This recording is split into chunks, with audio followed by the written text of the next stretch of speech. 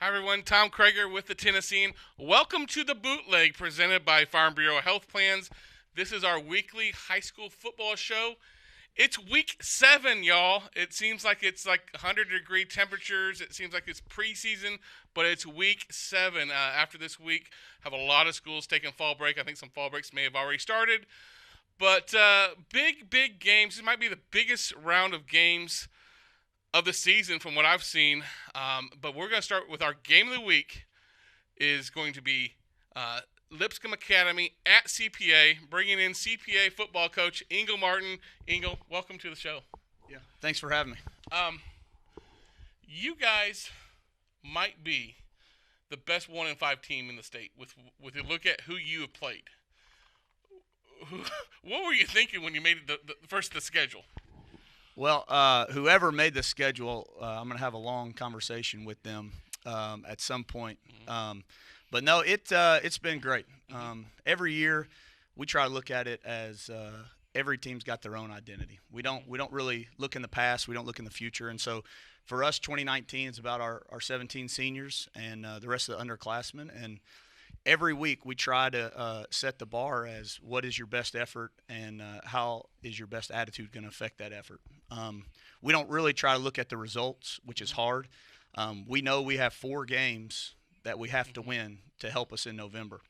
And, those are our region games. And since the Tennessee State High School Association moved away from the Virginia plan where every game mattered and whatever that formula was. I like that plan, by the way, because I understood it. But yeah, I don't like it because you had 3A teams playing 4A in the same region. But it doesn't matter because now you can play an open non-region slate. And for us to be able to play, really good football teams, Brentwood High last week, Ravenwood in 2 weeks, Innsworth, you name it, we're able to play them. And for us, those opportunities are simply to get a chance to go see what our kids are doing. When you make a mistake against a good football team, everybody knows it.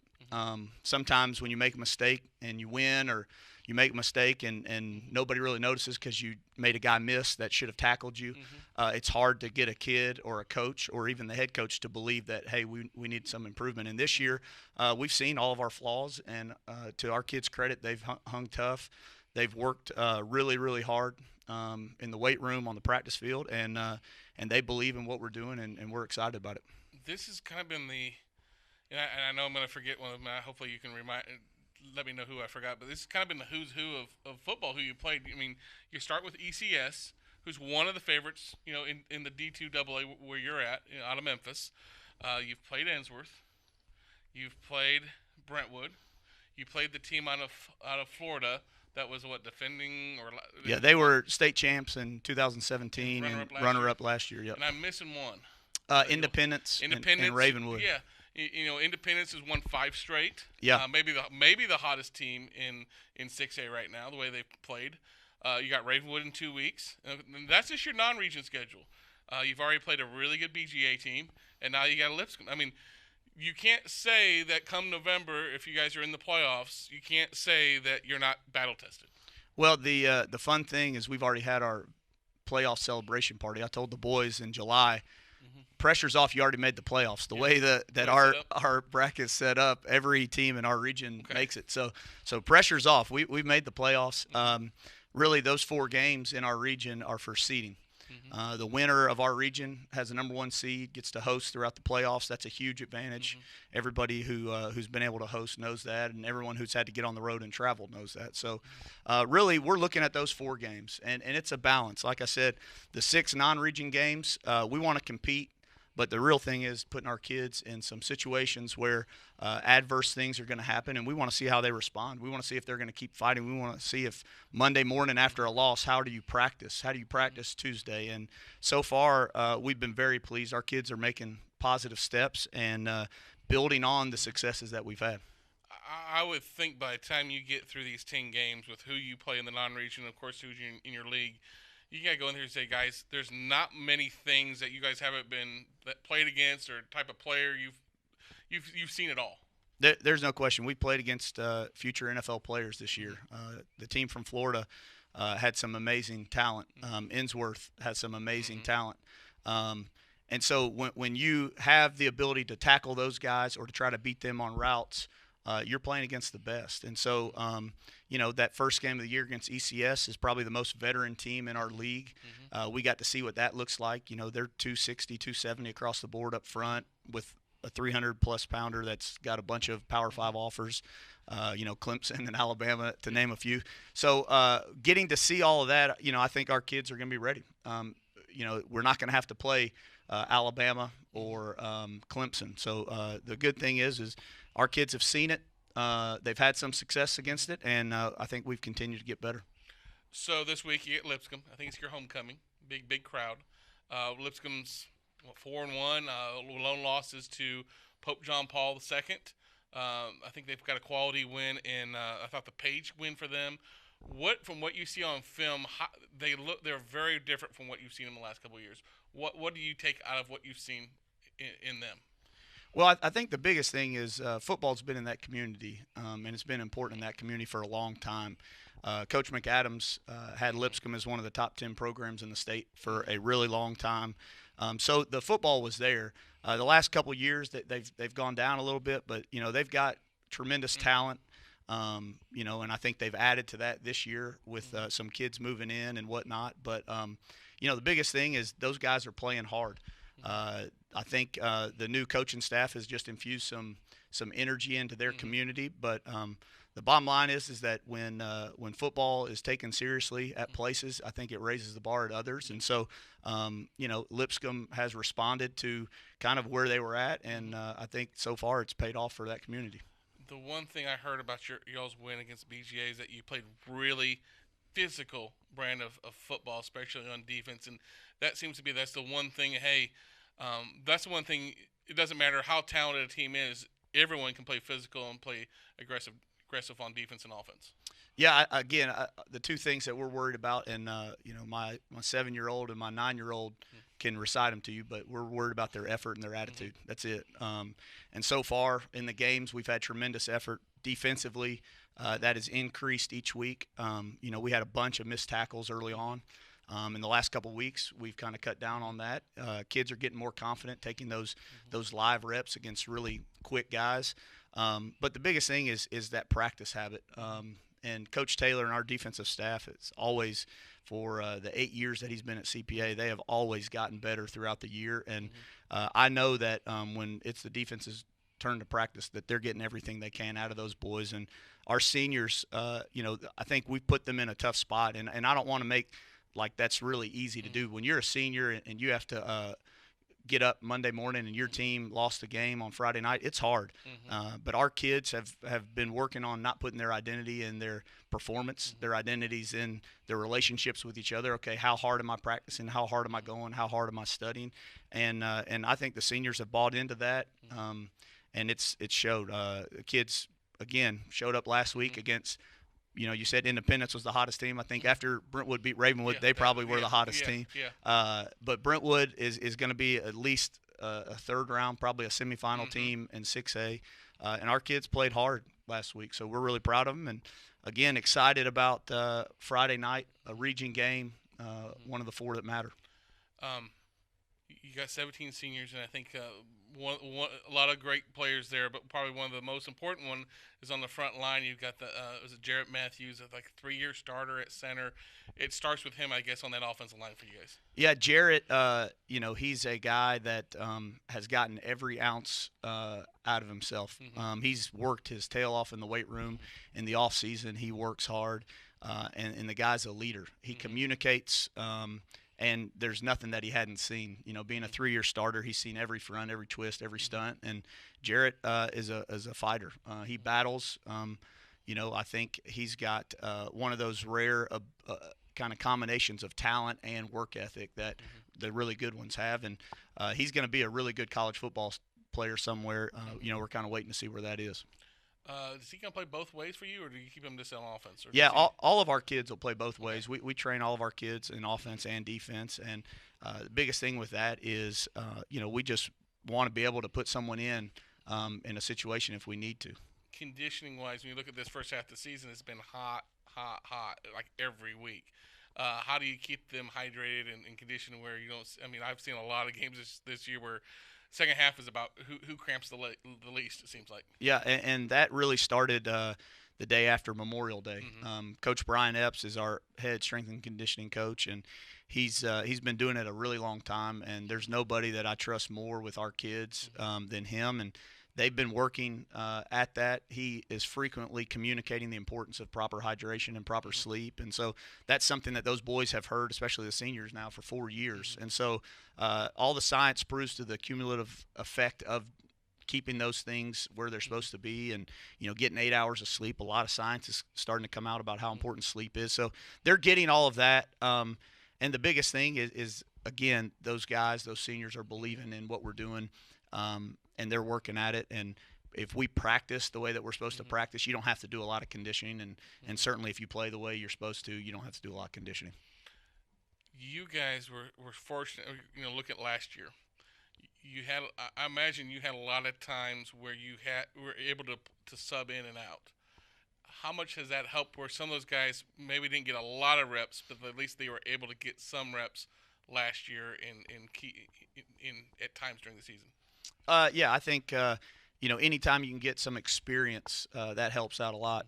When there's 31 seniors, there's not a whole lot of experience to share. Yeah. But a lot of our kids, their experience was gained in practice and playing in our JV program, and so the biggest thing for us is making sure that all those guys are continuing to develop. And a lot of times on teams, people just develop the top end of their roster. And again, credit goes back to Coach Epps and Coach Taylor in the weight room, getting those guys big and fast and strong. And then our coaches, we coach everybody for the whole 2 hours or whatever we're out there practicing. And again, those guys, they work.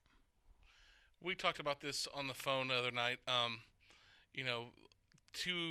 A couple years ago, you guys, I guess 3 years ago, this last group of seniors were sophomores, and they didn't play maybe as it wasn't the 14-1, 15-0 season, but they really peaked at the right time. If you look at what you have, by the time November, you got to think, hey guys, we hopefully will be playing our best football at that point, and you got to know that hey, we've seen every tough team you can imagine. Yeah, I think again our kind of structure set up for our kids to be hopefully playing their best at the end of the year. Football is a tournament sport. Regular season, in our circumstance, certainly doesn't matter at all because you're going to get into the tournament. Obviously, the 4 region games would put you in a position to host some games, which we've already talked about how important that is. But it's I think it's a long year, and it's even longer now that the TLSAA has made it allowable to practice in June. We choose not to practice in June. Okay. We want our kids to lift and run and go home and be kids and go fishing and play baseball and play basketball. And I think that's getting robbed from a lot of kids because this commitment to being great or whatever people say is really a trickle down of this professionalization of youth sports. But that's a whole nother, we can have a whole nother video cast about that. Yeah. But for us, it's a long season. And so where is that emphasis? Where is that focus? And for us, it's rarely on the result. And I think that for the kids takes a little bit of a burden off so they can come back and get up and keep fighting. If you're always worried about the results, that's going to wear you out as a coach. It's going to wear your community out, and I think it's going to wear the kids out. So we're very grateful to be in a spot where, our headmaster and athletic director and Steve Linger, who this is his 25th year to coach football at CPA, they're in it for the right reasons. They want to impact kids' lives, and football is just the vehicle we do it through. July to December is a long season. That's right. You really don't need you go June to December. That's a long time, yeah. and that's it was July shocking. Is long enough. Well, it was shocking to me coming back after playing football and seeing what has happened in Tennessee, and it's now gone even further. But in 2001 when I graduated, 2000 was my last high school season. We didn't start till August 1st. You did maybe 1 7-on-7 the week before August 1st, and you weren't practicing. Certainly, you weren't allowed to practice until you started two-a-days, and I think that's changed. And I don't know where the push is from. if they can't enforce it, so we might as well let everyone do what they want. I don't know what the reasoning is, but the thing for us is we get to make those decisions, and our kids, I think, in the long run, benefit. Homecoming. How do you handle homecoming game? Really, for us, the only difference is our seniors get presented at our school. The seniors get presented for homecoming. It's not a court, so every senior athlete gets presented. So that's the only change for us. I'm out there for 10 minutes, however long it takes to introduce them, and then we go inside and do our halftime, routine. But I do think the biggest thing has nothing to do with the football game. The big thing is guys making good decisions on Saturday night. We talked to the kids on Monday, actually yesterday, about that. Just how to treat this female that you're going to be taking to homecoming, how to talk to her dad and present a plan and communicate and give them your phone number, and just that this girl that you're taking is someone's daughter. This isn't just some piece of meat that you're taking to walk beside or whatever. And so that's the most important thing. The football game is so meaningless after that. Life lessons. That's right, and that's the most important thing. You ask about homecoming. Football is probably the least important thing. I just hope these guys understand that the decision that they can make for 1 hour or one night could affect the rest of their lives, and that's hard sometimes to get a 15 or 16-year-old to understand that. But for us, you asked what the most important thing is. I think for sure that is. Folks, Ingle Martin, CPA football coach. Yep. Big game of the week. CPA hosts Lipscomb Academy will be there, and looking forward to what should be a very entertaining game. And the good thing is the field will be a lot drier than the last time I was there. That's right. We haven't had rain in some time. Now, if that feels muddy, then we're gonna have problems. That's right. Yeah, I think Lausanne would appreciate anything that was done. But no, we actually we got some nice sidelines, turf sidelines this year. Coach Eric Brandon, who does our maintenance on the fields, hooked us up, and we had some guys come in and do some subsurface drainage this summer. So if our field is wet, if it ever rains, it's beyond me, because I think we've done everything that we're supposed to do. So thank you. All right, Coach. Appreciate it. Bringing on Mike Organ, the Hall of Fame sports writer that he is. We're going to talk about the top 10 games. Ingle will stick around here. We'll talk about his game in a minute, and I just apologize now for any picks that Mike may pick. I'm sure we haven't consulted these things, so we're gonna go through them. So Mike, welcome to the show. Welcome back to the show. Good to be here. It's been a while. We were able to schedule you on your busy scheduling. It's been a few weeks, but we look forward to getting some insight, and we got some great games this week. I think I was here for the season opener. I'm here at mid-season. Yep. So if you want to bring me back for the final game, that would be good. We might week 11. We might bring you back. But you do have some really good games this week. I appreciate being brought back for such big games. Yes, this is after this week we're gonna have some fall break, so we're gonna see some drop off. But this is a great list of games. There were a couple games I had to take off because we only do top 10. So for game of the week, Lipscomb Academy 4-1, 2-0. In the D2 AA Middle Region, they're at CPA 1-5, 1-0. That one win is the most important win because it's a region win, and it's all about seeding. And like you said, you heard us talk. They've had a great season of who they played. They should be battle tested, and the fact they beat BGA, I think 28-0, is a sign of how good they should compete in the region. Winner to me is in the driver's seat. In that region, Lipscomb still has to play BGA. CPA win here would give them wins over Lipscomb and BGA. They would have FRA and Good Pasture left. So big news for Lipscomb. Kyle McNamara, the wide receiver, move in this offseason. He just got an offer from Ohio State, according to the Twitter universe this week. So big game. You got any thoughts? Well, I tell you, you look at the records, 4-1 versus 1-5. You certainly cannot go by that. No. That is after you hear Ingle talk about his philosophy and what they're doing, kind of a basketball philosophy where you play for seeding in the tournament. And so what they're doing kind of reminds me of what Pat Summitt used to do when she was at Tennessee, and would just take on any team during the regular season, would go anywhere and play anybody. And by the end of the season, the Lady Vols were always the best. So I think that's what Ingle is doing at CPA. I know it is, and it's going to be so interesting now that the second part of the season starts for them. This is, a whole new season for them. They use the first part of the season to sharpen themselves and just get toughened up. And now they go in and see what they're made of. In one of those things, you look at their schedule. If they can survive it, meaning if they can be healthy for November, they'll be in good shape. Some knucklehead myself had a hot take this week, Lipscomb being the region champion. So I'm going to go right now. I'm going to pick Lipscomb Academy 28-14. Probably the biggest game for either team as far as region play. I mean, I think this is a great showcase of where each team is. I think Lipscomb's made head and shoulder where they were. I mean, they lost to Pope John Paul the second. I think that's when you were on here last. I thought the Page win to me was an eye opener. I think I had Page win in that game.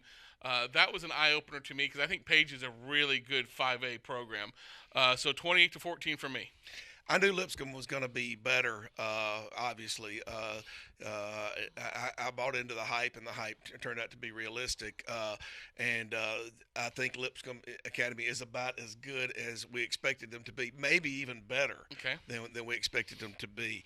But I like so much what Ingle is doing at CPA that I'm going to just go out on a limb and just think that this philosophy is going to come to fruition and work out for him. So I'm going to go CPA 24-21. Close game, and the one thing I like about Mike is that when he comes in there, we don't agree on a lot of games. So we'll see how this trickles out. Yeah.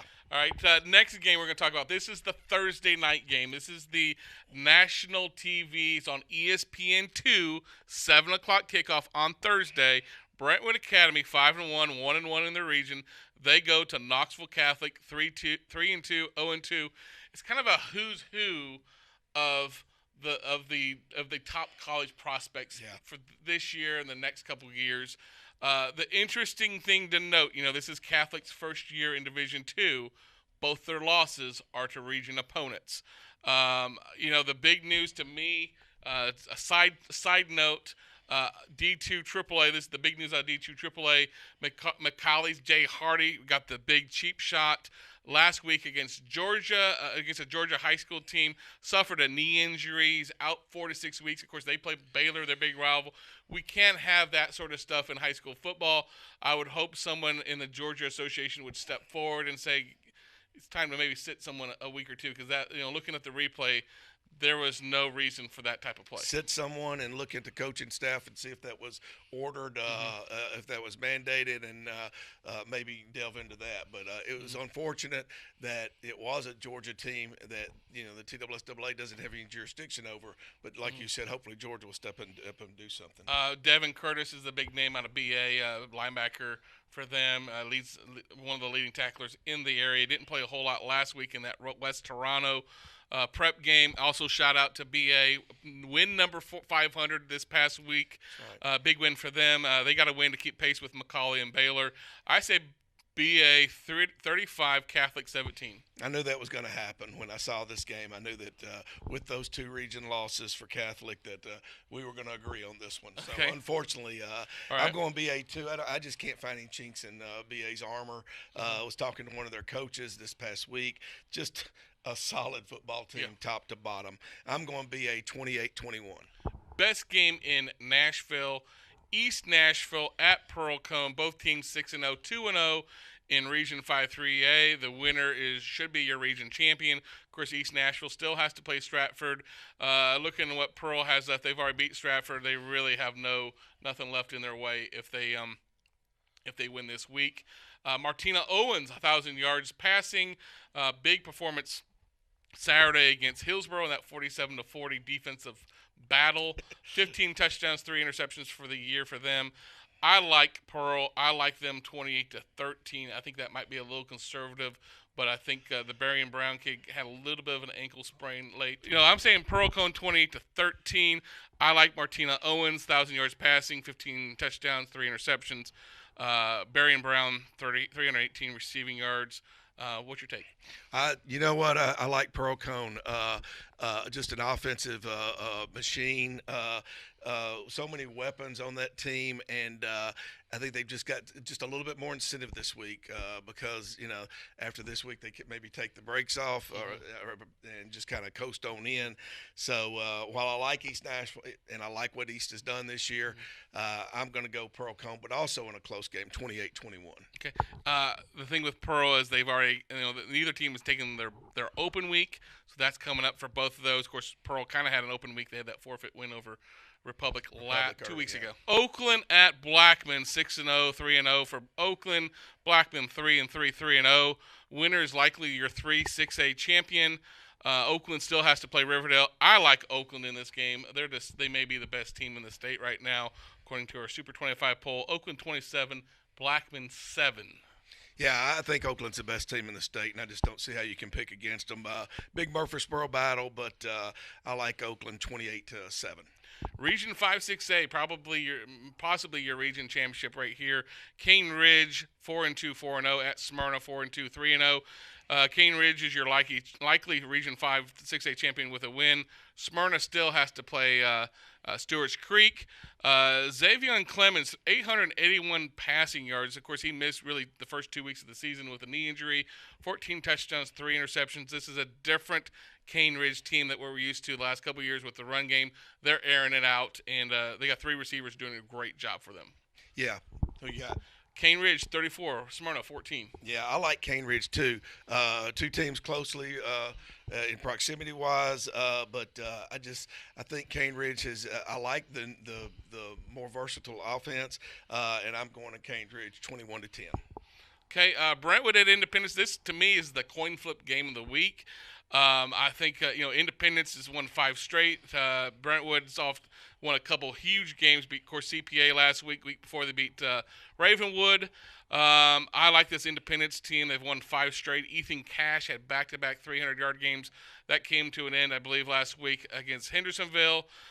Give me Brentwood, though, 21-20. Cade Granzow is a winner, folks. All he does is win. Well, I thought we were going to choose. You kind of threw me for a loop there. I thought we were going to finally pick differently again. But ever since I'm a big believer in Ravenwood, and ever since Brentwood beat Ravenwood, I have kind of been on the Brentwood bandwagon. So it'd be tough for me not to pick Brentwood. So I'm going Brentwood 28-14. Ron Crawford says there's enough room in that bandwagon just for you to jump on. So Hillsborough at Beach. Hillsborough has to win this week to be in the race for Region 6-5A. They've already lost to Gallatin. Beach doesn't play Gallatin for Week 10. If Hillsborough wants to stay in the region race, they have to win this week. To me, this is a show between 2 of the better running backs in the mid-state. Brian Covington from Hillsborough versus Deshaun Parks from Beach. Both lines do a great job opening holes for both. I like Beach, 24-14. This is my kind of game. I like good running football. You like quick games? Yeah, I like quick games. Keep the clock running, and I also like Beach, 28-21. He's been looking at my notes. I know. This is not good. This is not good. This is not good TV. Page 4-1, 1-0 at Summit, 6-0, 1-0. Summit goes from a wing tee to more of a spread this year. Allows Destin Wade to do great things for them. A quarterback, sophomore, 1,000 total yards, 14 total touchdowns versus a Page team led by Cade Walker, another Cade quarterback. Yeah. I like Summit 35-21 over Page. Yeah, this was an easy one for me. One of my best friends' kid plays for Summit. He's kept me up on Summit all year. Really good team this year, and just don't see Page hanging with them. I'm going Page Summit 21-7. I didn't know you had scouts out and around helping you. I do, yeah. I should have picked better games. Yeah, I have a network. You have your own high school network right here. Big game in Region 5-1A. Cornersville 4-2, 2-0. Fayetteville's 4-0 in region play, and I think 6-0 overall, and Cornersville. This is Cornersville's last region game of the year. Who would have thought that? They got a bye week and a couple other weeks, but this is their last region game. Fayetteville, they go 1-9 last year, and right now they're playing as good a football as anyone in that region there. Of course, Cornersville's been the cream of the crop in that region the last couple years. Made it to back-to-back state championship games. Graduated a lot of great seniors. Ingle over there knows what it's like. Graduated a lot of great seniors. Got to kind of reload and get some other guys coming on. Fayetteville, Romello, Twitty, 559 rushing yards. Jaquez Clark, sorry I mispronounced your name, I'm sure. 500 yards or so of offense and 7 total touchdowns for Fayetteville. I go Fayetteville 21-14. Well, I didn't know anything about this game coming in. Your network is lacking down there. This is getting out into the hinterlands. You're getting pretty far away from Nashville when you go to Cornersville or Fayetteville. You're almost into Alabama. So I am going Cornersville just to go against you for no other reason, 34-28. So basically what you're saying is the Mike Organ network has not made it down to Fayetteville and Cornersville. No, our stringers, we're still working. We're still trying to expand down that way. Okay, we're going to start. We're going to get a little bit closer for you. The last game, Forest 6-0, 2-0 in 5-2A versus Summertown 5-1, 2-0. Summertown's known as a basketball school. Yeah, let's be honest.